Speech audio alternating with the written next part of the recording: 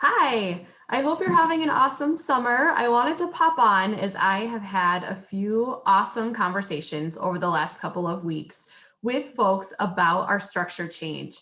I've had a lot of great questions, some great conversations, and I wanted to share some of the clarity that we've come to within this process to help all of you who are either trying to decide if this change makes sense for you to move forward with, or if you've already signed on to continue with us. Thank you so much.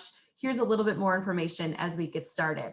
I'm going to share a quick presentation just to talk with you about some of the things that we're talking through and really understand what our process looks like moving forward. So let me share that presentation here quick and we'll talk through what the next steps are as we move forward. So as you all know, what we are planning to do is really focus on the impact of JA across South Dakota. We want to remind ourselves that at the crux of this is the impact we're having with our students. Really, what JA is here to do is connect our businesses to our students, our community leaders, our volunteers to our kids.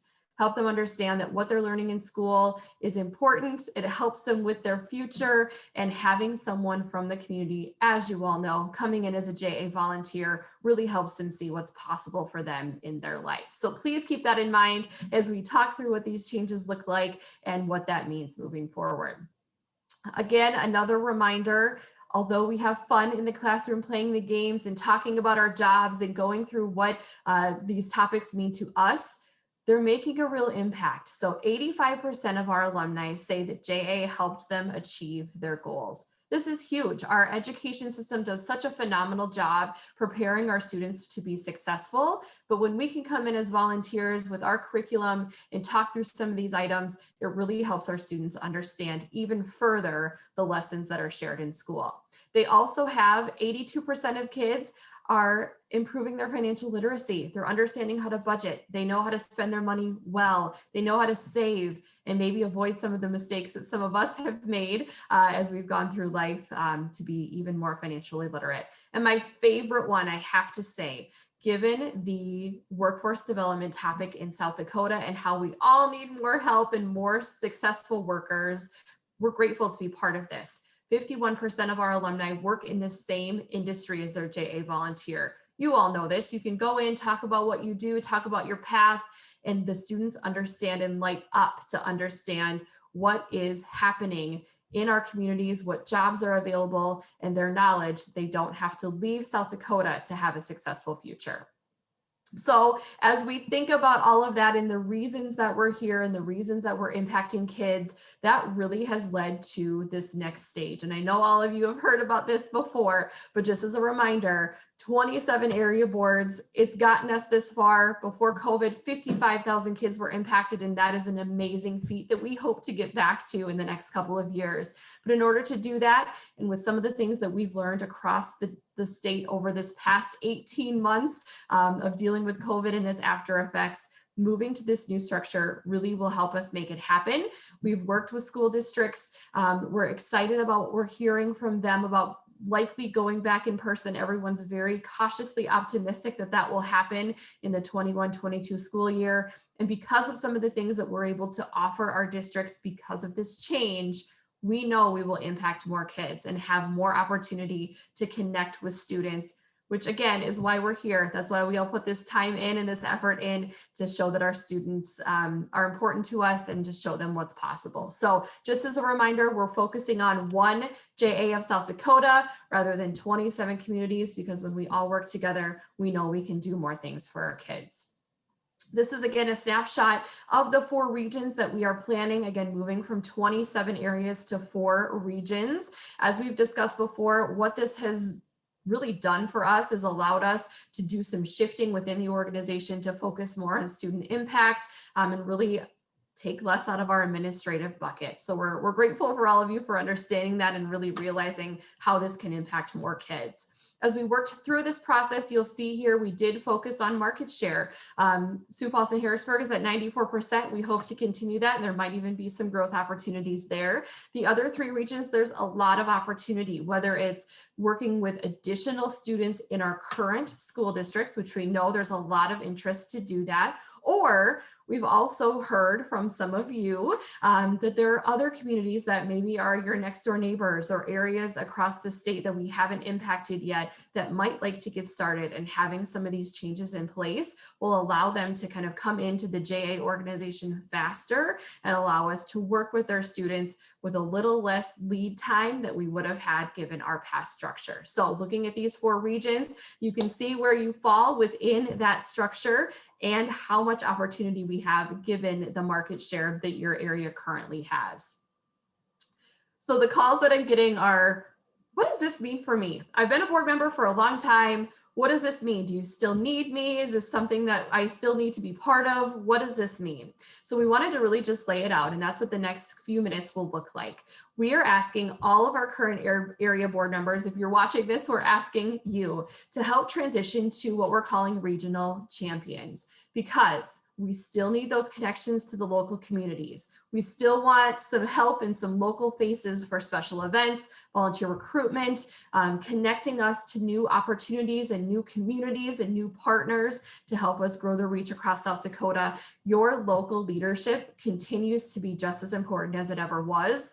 All we're trying to do is save you some time in meetings to allow you to focus on the things that are important to move JA forward, whether again, it's that volunteer recruitment, hosting student and program events, helping with fund drive calls, if that's something that you're interested in and skilled at, really just focusing on those key things to move JA forward, rather than knowing we have a monthly meeting every month at the same time, whether we have something to discuss that's new or not. So that's where the big piece of it is. We really are trying to save all of you some time to focus on those big things, and we'll talk about what those things are here as we move forward today. So one of the biggest questions is, what does this look like for fundraising? Because in the past, you all know, we had the class cost. We would take that class cost, time the number of classes that you would offer, and that's the amount that had to come from each community. And we still are working toward raising the same amount from each communities, but we want to make sure that we're having those who are interested and feel comfortable doing fundraising in that role. In the past, as you know, we have asked every board member to take some fundraising calls, whether you love it or hate it, whether you have the time or not. That was really something that was part of our structure. And what we're able to do now, because of this restructure on our team, is offer to help. Some of you love the fundraising piece, and we love that about you. You've built relationships over the years. You want to keep your calls. You want to continue telling the JA story and asking for money. And we would love to have your help continuing on. For every board member moving to that regional champion model who wants to keep your fundraising calls, yes, that is awesome. We will set you up for success. We'll have the same sort of training. We'll have the same sort of documents and opportunities to discuss the JA impact with your investors. We're grateful for your help.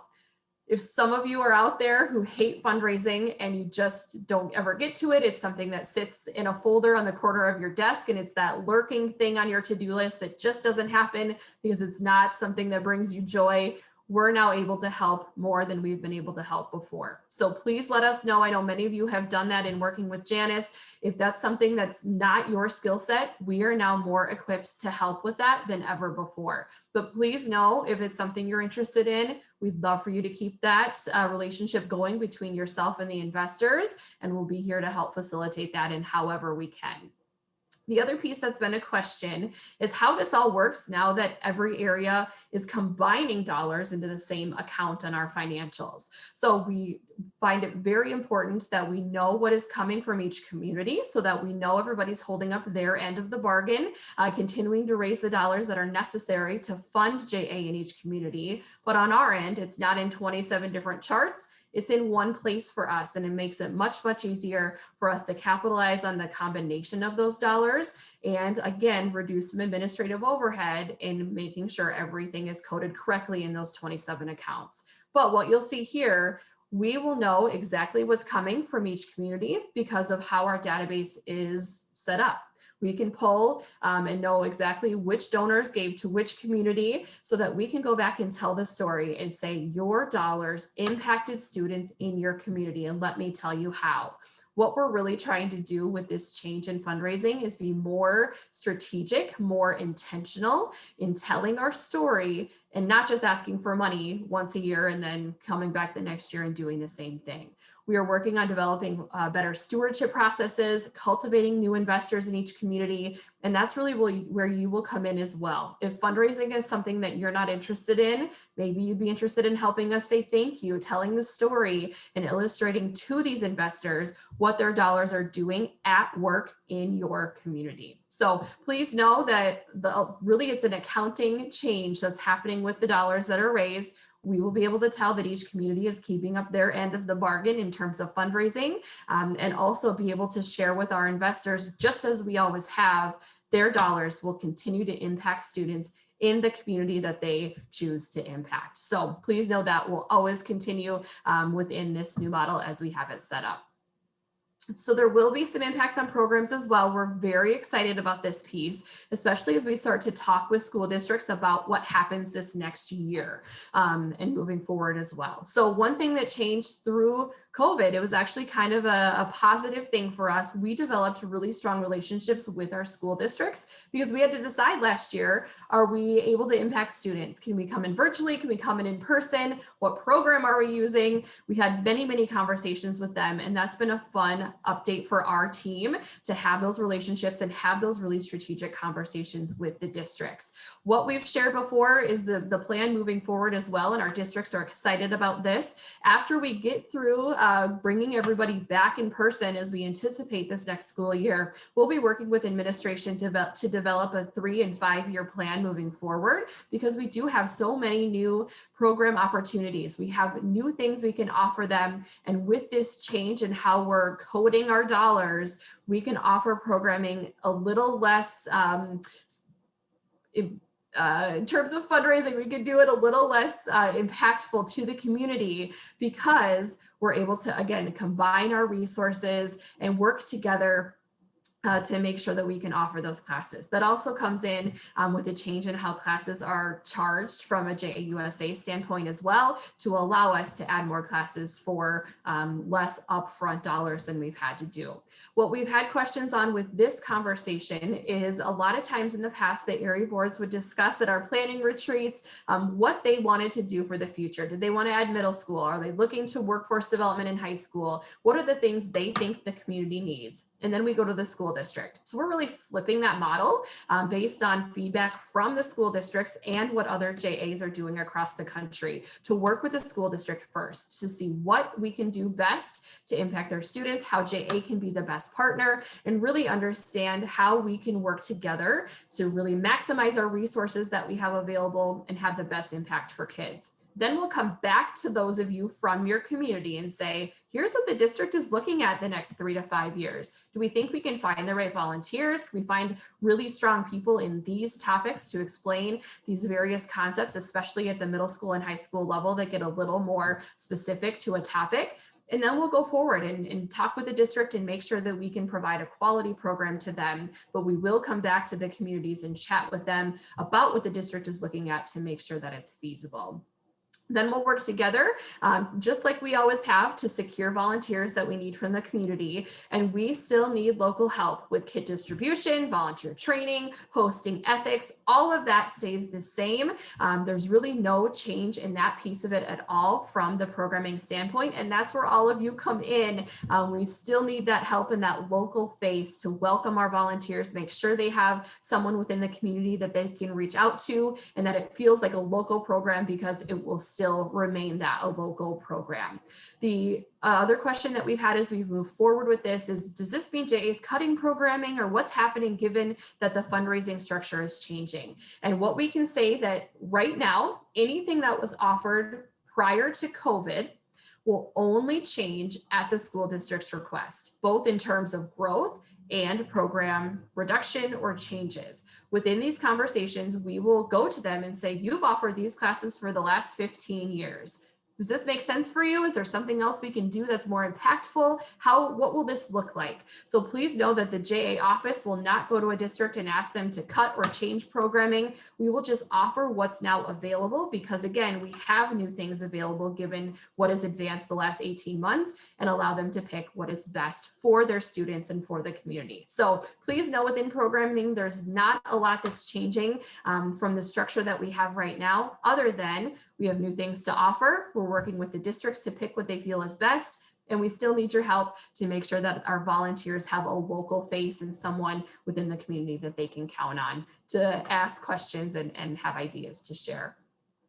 So the meetings that will happen on a quarterly basis, they will happen as you see in October, December, March, and June for this fiscal year. They will happen a couple of weeks after our state board meetings so that within those calls, which will be held in 75-minute chunks on Zoom, you can see what we're looking at. We'll plan about 30 minutes to talk visioning, items from the latest state board meeting, hear from state board members, as it's really a focus of ours to have our leadership, whether it's myself or the state board, more visible to all of you to hear your questions, talk about ideas, and make sure that we're all kind of on the same path moving forward.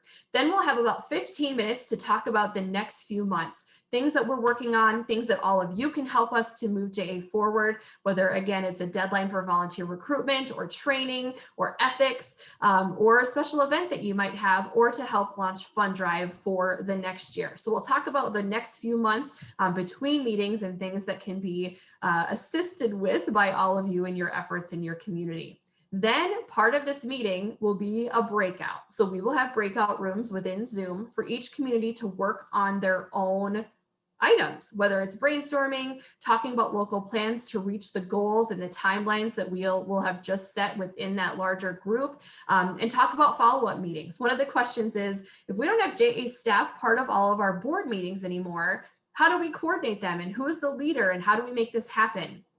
What we want to do within these regional meetings is set that time aside. So you can all say, you know, I think we should maybe get together as a local group once between now and the next regional meeting to talk through some of these things. Everybody pull up your calendar and let's just pick a time right now. So we want to give you that time to do that, to avoid some of the scheduling confusion and different time and effort that it takes to make that happen. We do encourage you to still meet as a local group if you'd like to or need to.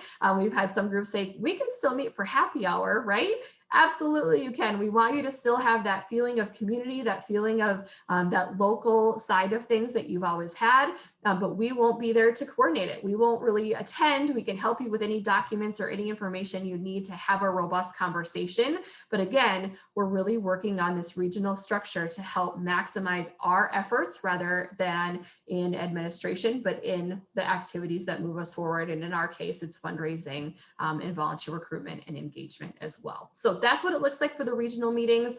We will be sending very, very shortly the schedule for those. We'll put those calendar invites on your calendar, and we hope that you'll prioritize those. We do hope that everyone who has signed up to be a regional champion will join us for those regional meetings. We've had some questions saying, you know, why are you getting 50 people together on a Zoom? That doesn't seem efficient or effective. And we hope that within this structure that we've just laid out here of that 75 minutes, that it will be efficient and effective. We can share good ideas, we can talk through the plans for the future, but also give you time within your own community to put those ideas and those deadlines and different things to work and have the chance to discuss them moving forward. So that will be our plan for the regional meetings starting in October. The other question I received is, okay, so who do we even call now? We've had some people shift their roles. Who do I call for various things, etc. So here is what it looks like. This is our JA team that many of you know. We do have 3 others on our team that are kind of backroom support, and they do phenomenal things for us. But these are the faces and the names that you will want to work through as you're working through the regional champion piece of things. So I am still here. I am happy to answer any questions that you have. I've had a few people say, if we just don't know who to call, can we call you? Yes, absolutely. I'm still here and would love to hear from you. Risa Kirkcable is still on our team, still working with our program side of things, and will be really the main contact for our school districts as we plan for them what the future looks like and having those strategic conversations. Jamie Lennon is with us as well. He is leading our fundraising team. He is key in our fundraising strategy, major gifts, and will be working with your area on what fundraising looks like moving forward. Is there anyone we can talk to that we haven't visited with before? Is there someone that we maybe can elevate to the next level given our ability to impact more students in your community, and would they be interested in that? The rest of our team, you all know Janice. She is still with us. We're so grateful. She's moved over to the development team. So you'll be working with her on the fundraising side of things within Fund Drive and special events that you'll have locally, and really working with that investor relations and stewardship piece to make sure that our investors understand what they're giving to and that they feel appreciated for what they're doing for kids. Kelly Rogotsky is still with us as well, focusing on the structure of JA Inspire across the state, whether it's virtual or in person, and then working with Region 1 and 2 high school programming and the ethics program in that region. Tessa Wilbur will still be working with our areas across the state in Region 3 and 4 on their K through 12 programming and ethics programming as well, so you'll hear from her. And Katie McLaughlin is the newest face on our team. She'll be working with Region 1 and 2 in K through 7 grade programming in Sioux Falls, and K through 8 programming in our Sioux Empire region in Region 2. So you'll work with all of these folks, have the chance to visit with them in some capacity. You can reach all of them at the contact information we have listed below, or you likely have an email or a voicemail from some of them as well, and feel free to reach out to them. We do have a really strong team. I want you to know that. We've worked through a lot of this transition within our own team, had a lot of questions, a lot of brainstorms, and we really feel like this adjustment in our team roles will make us stronger as well, and be able to impact even more students across the state, which again is what we're here to do, and we're excited about the future of that as well. Lastly, it's just a thank you. Thank you for all that you've done to impact students across South Dakota. Thank you for being along with us in this journey of COVID, virtual programming, and all the things that have happened this last year. And to all of you who've reached out and just said, thank you for thinking big. Thank you for taking the time to not just go back to what normal was, but to think about JA differently. We're grateful for your support. We're grateful for your confidence in us to really do what we feel is best for our kids, best for South Dakota, and really having our volunteers be in place to impact our students to be our future leaders. So thank you for all you've done. Please reach out to me with any questions that you might have. I will send this in an email, so you'll be able to reply right back. I'm happy to hop on the phone or discuss this any more with you if you're interested, if you have ideas or questions. This is really what has gotten us to this point, is everyone who's reached out and said, can we just have a quick call? We want to understand better what's happening and make sure how we fit in moving forward. So again, happy to have those conversations. We do hope you will sign on to be a JA Regional Champion as we move forward. We continue to need your help, and we look forward to impacting even more students in the future. So thank you again for your support. We so appreciate it, and we look forward to talking to you soon. Have a great day.